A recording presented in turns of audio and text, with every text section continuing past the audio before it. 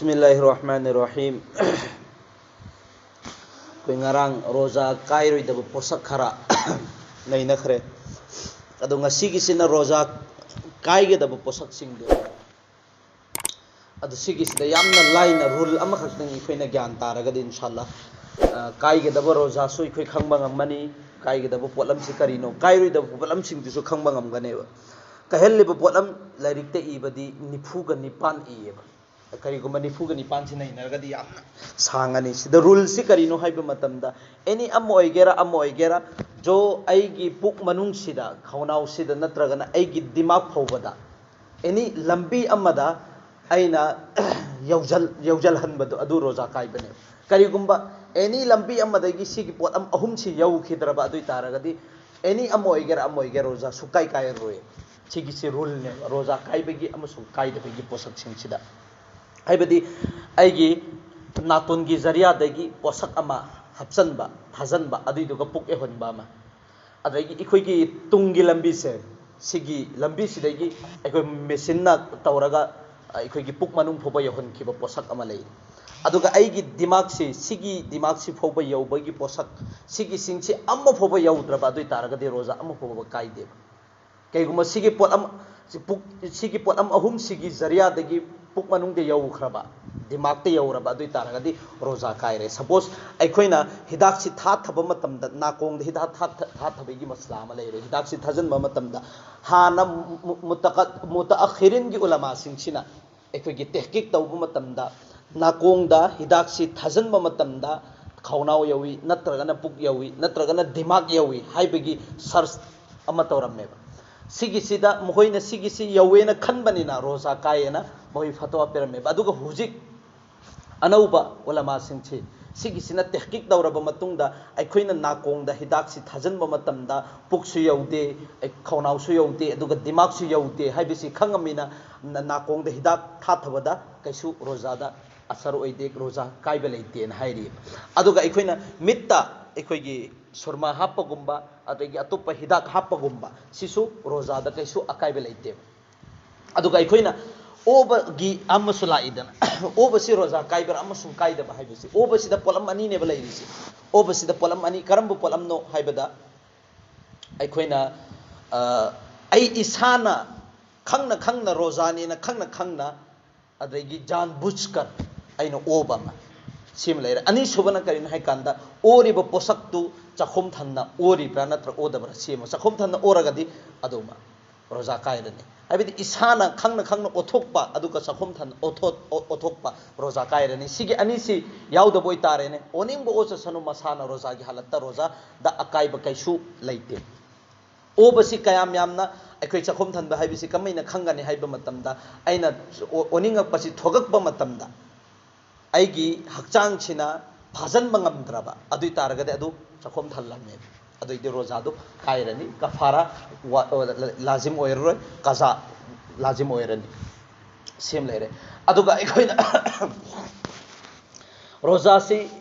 khangna chaba thakba si de ikhoi khang mangamedana roza kaigani kaibata natte ma amak hallaga adugum laba numit humphuni roza qaza tawram matungda kafara piba dakar oirane aduga aigi bibi gi manakta sanguba aduga khanghodana ai kauthu ure roza ne haibisi charure thaure sigi masla du roza kai roi haibisi ma khangedana aduda ikoi nauna masla ama hangakpa ma toina hangba ma leidida injection gi matang de injection kapasi roza kai brantra glucose kapasi roza kai bra kai da haibisi gi sigi surul leiba rule hairisi aina roza sida henba ngamnangai amak hena power oinangai gi takat pangal hat nangai gi ne khoina tonga ne especially oina injection se kapen adu targa di magi rozada farak la ani roza kairani adu nattabi da ai gi hakchang da nungai tabam poe adu gi matungi na khoi gi pain killer gumba to pa injection lai sing kapaga di ka shuru rozada akai beleite adu ka amma nagari no haikanda ihtalam haibidi night fall mangthiba sida rozada kari akaiba leibano sine mangthiba da rozada akaiba kaisu leite leitraga su kari gumba aina mangthida bida jan bujkar aina isagi kari sibu ikoina white blood sibu lauthu aba dui targa di rozada farak la ani aduni bibi manakta satpa bai aduga sigi bibi gi manakta satpa gi maslasina ꯑꯩꯒꯤ white blood ꯁꯤ money ꯁꯤ ꯊꯣꯛꯛꯀꯦꯔꯥ ꯊꯣꯛꯑꯣꯏꯔꯥ ꯀꯔꯤꯒꯨꯝꯕ ꯗꯨꯈꯨꯜꯕꯨ ꯇꯧꯈ꯭ꯔꯕ ꯑꯗꯨ ꯑꯣꯏꯇꯥꯔꯒꯗꯤ ꯔꯣꯖꯥ ꯀꯥꯏꯔꯦ ꯁꯤꯃ ꯃꯁꯂꯥꯁꯤ ꯌꯦꯡꯒꯨꯝꯕ ꯑꯩꯅ ꯇꯣꯉꯥꯟꯕ ꯕꯤꯕꯤ ꯃꯅꯥꯛꯇ ꯆꯪꯗꯕꯤꯗ ꯇꯣꯉꯥꯟꯕ ꯈꯛꯇ ꯊꯣꯛꯄ ꯑꯣꯏꯇꯥꯔꯒꯗꯤ ꯔꯣꯖꯥ ꯀꯥꯏꯒꯅꯤ ꯕꯤꯕꯤ ꯃꯅꯥꯛꯇ ꯆꯪꯉꯒ ꯑꯩꯈꯣꯏꯒꯤ ꯃꯅꯤꯁꯤ ꯊꯣꯛꯛꯀꯦꯔꯥ ꯊꯣꯛꯑꯣꯏꯔꯥ ꯑꯗꯨꯝ ꯔꯣꯖꯥ ꯀꯥꯏꯔꯅꯤ ꯑꯗꯨꯅ ꯖꯣ ꯀꯟꯇ꯭ꯔꯣꯜ ꯇꯧꯕ ꯉꯝꯗꯕ ꯃꯤꯁꯤꯡꯗꯨꯗꯤ ꯕꯤꯕꯤꯒꯤ ꯃꯅꯥꯛꯇ ꯆꯪꯕꯤꯗꯕ ꯍꯥꯏꯕꯗꯨꯅꯦꯕ ꯃꯁꯂꯥꯗ ꯍꯥꯏꯕꯤꯔꯤꯁꯤꯀꯣ ꯑꯗꯨꯒ ꯀꯩꯒꯨꯝꯕ ꯑꯩꯈꯣꯏꯅ ꯅꯥꯄꯥꯛꯀꯤ ꯍꯥꯂꯥꯠꯇ ꯑꯍꯤꯡꯁꯤꯗ ꯅꯨꯡꯊꯤꯟ ꯈꯛꯇꯅꯤ ꯕꯤꯒꯤ ꯆꯥꯕ ꯊꯛꯄ ꯑꯃꯁꯨꯡ ꯕꯤꯕꯤꯒꯤ ꯃꯅꯥꯛꯇ ꯆꯪꯗꯕ ꯍꯥꯏꯕꯁꯤ ꯔꯣꯖꯥꯒꯤ ꯍꯥꯂꯠꯇ ꯅꯨꯡꯊꯤꯟ ꯈꯛꯇꯅꯤ ꯑꯗꯨꯒ ꯍꯦꯛ ꯏꯐꯇꯥꯔ ꯌꯧꯕꯗꯩꯅ ꯁꯨꯕꯥ ꯁꯥꯗꯤꯛ ꯐꯥꯎꯕ ꯀꯣꯏ ꯄ꯭ꯔꯣꯕ꯭ꯂꯦꯝ ꯂꯩꯇꯦ ꯁꯤꯁꯤꯗ ꯑꯩꯈꯣꯏꯅ ꯁꯤꯖꯤꯟꯅꯅꯤꯡꯕ ꯁꯤꯗ ꯆꯥꯅꯤꯡꯕ ꯄꯣꯠꯁꯛ ꯑꯃ ꯂꯣꯏꯅ ꯆꯥꯕ ꯌꯥꯏ ꯑꯗꯨꯒ ꯀꯩꯒꯨꯝꯕ ꯑꯩꯈꯣꯏꯅ ꯅꯥꯄꯥꯛꯀꯤ ꯍꯥꯂꯠ ꯑꯣꯏꯔꯦꯅꯦ ꯏꯔꯨꯕꯁꯨ ꯃꯇꯝ ꯅꯪꯍꯧꯗ꯭ꯔꯦꯕ ꯁꯦꯍꯔꯤꯗꯤ ꯆꯥꯒꯗꯧꯔꯦꯕ ꯑꯗꯨ ꯁꯦꯍꯔꯤ ꯆꯥꯕ ꯀꯩꯁꯨ ꯑꯀꯥꯏꯕ ꯂꯩꯇꯦ ꯑꯃ ꯑꯥꯏꯁꯥ ꯁꯤद्दीक़ा रदियल्लाहु ताला अन्हागी हदीसनी नबी करीम सल्लल्लाहु अलैहि वसल्लम से नापाकी हलत्ता सेहरी चारम्मे